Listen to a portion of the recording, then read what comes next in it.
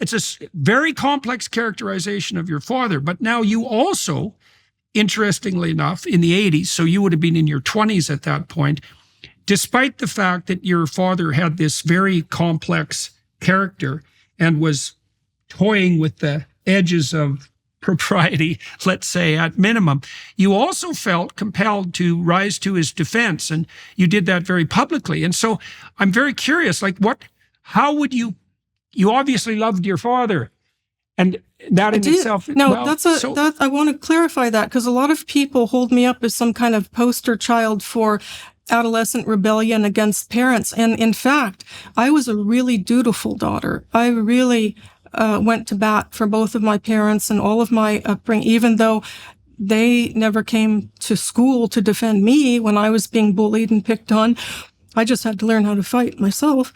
But yes, I always felt, until I was an adult and parted ways with my father, I mean, I always felt that we were buddies, that we were really close. And I mean, obviously I looked up to him as the, Jehovah God kind of archetype, except in Satan form. And which is interesting, because I think that's a lot of how his followers do look up to him, as like a kind of Satanic Jehovah. So, and they treat him in the same way. So it is not really that I was such a rebellious kid. I was a very obedient, dutiful daughter. And there was only, even though I was left on my own quite a lot growing up, my mother and both of them made it clear that there are only certain rules, which is don't do anything that is going to drag us into a negative light, which in hindsight, I think is really funny, because as if they didn't do enough themselves to do that. But I couldn't do, for example, I didn't have the luxury of having a drug problem. That just couldn't happen, because that would reflect badly on my parents. So that was something that, although they were pretty logically open-minded about, if you want to experiment, let us know, and that kind of pseudo-liberal attitude. However, by their behavior and by their by things that my father would say about really being very anti-drug, it didn't take a genius to know that he would not have been happy if I had gone down that route.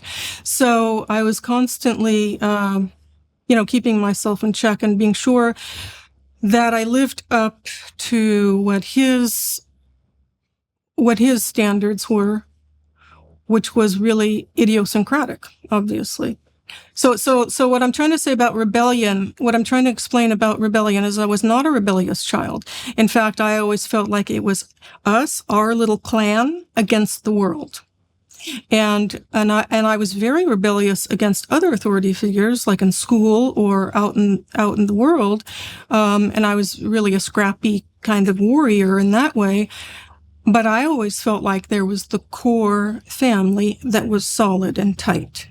And I continued to feel that way until the split with my father. And I would even characterize when I severed ties with my father, not as an act of rebellion, but just as simply severance, as putting an end. That was the end, forever. So that wasn't, because rebellion implies a kind of relationship. It implies that a child will test the limits this way, and then the parent will push back that way, and there will be a give and take and a give and take. I never had any of that. Never did any of that. I reached my limit, and then there was a tipping point, and then I was done, and it was a clean severance, and I never went back. And it was not even rebellion. It was just, I'm done.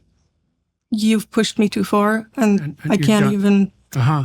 Yeah. Okay, so let me ask you two questions about that, because there's another paradox about your father. I mean, in the Satanic rituals, for example, it certainly appears that he's perfectly willing to harness, let's say, sexual activity for the purposes of the church. And there is an overlap with a kind of sexual hedonism there. But you also characterize him as someone who essentially had a law and order orientation, and it was very strict with regards, for example, to your own behavior at least on the drug side. And so those are very difficult things to bring together, right? So you have this Machiavellian person, he's narcissistic, he's a real showman, he's drawing all sorts of attention to your family, and he's a celebrator of what's unacceptable. And yet there's an element of him too that's aligned more with the law and order types. And so, and then you also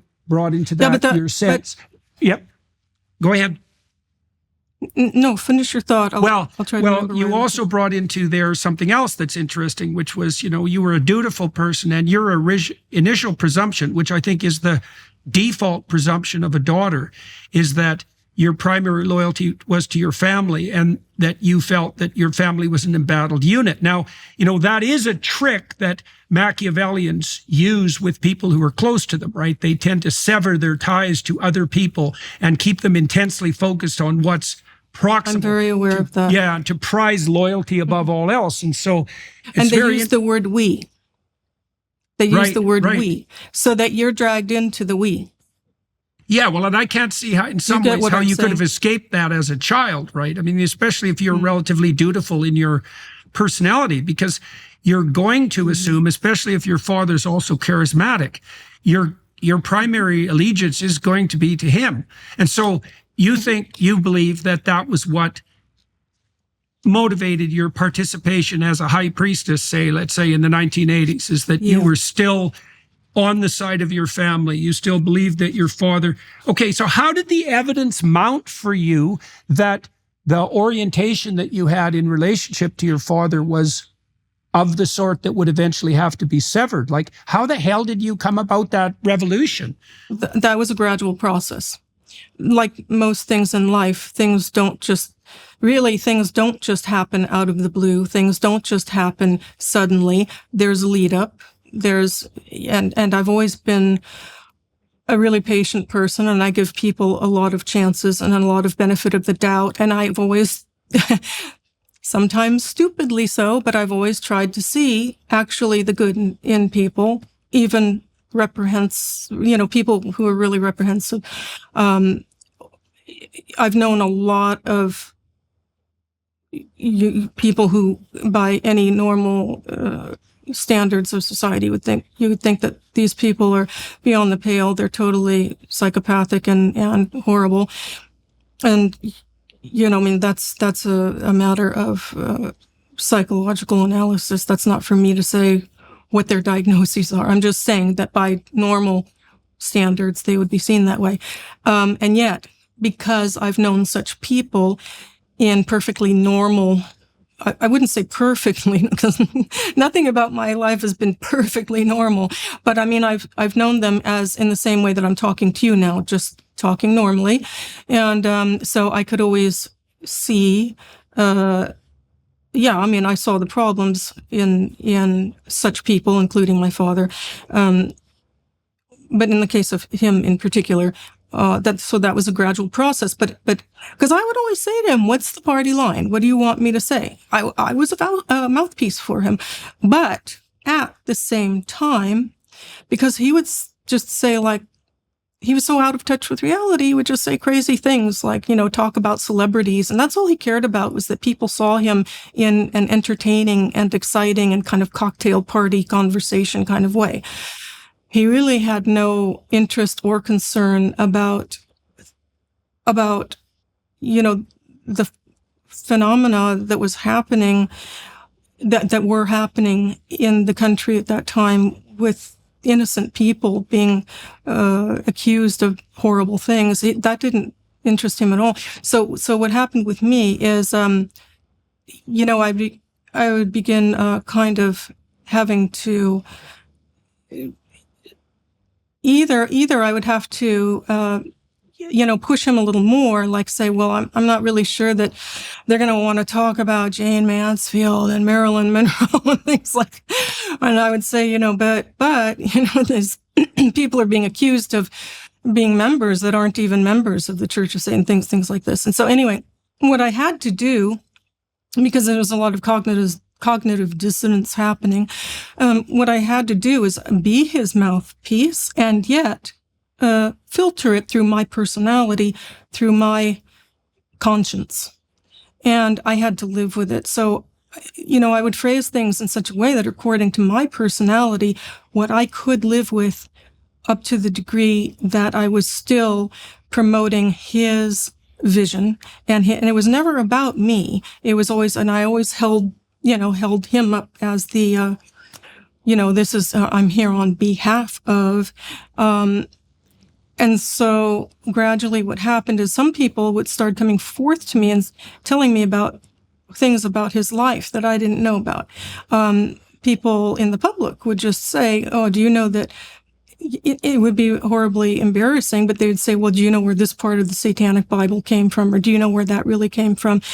And of course, because I lived in a vacuum, in a bubble in my family, so I just accepted. And this is the best way for Machiavellians who are narcissistic, is to get people to be very credible defenders of them, is if you can convince an innocent person that all of your facade is true, and you send them forth, they will be very credulous, and they will be very credible, and they will seem very convincing. And of course, that's the problem of what I have to live with today, is I still get so many Satanists that come to my website or come to my social media pages and clueless and say, how can I join?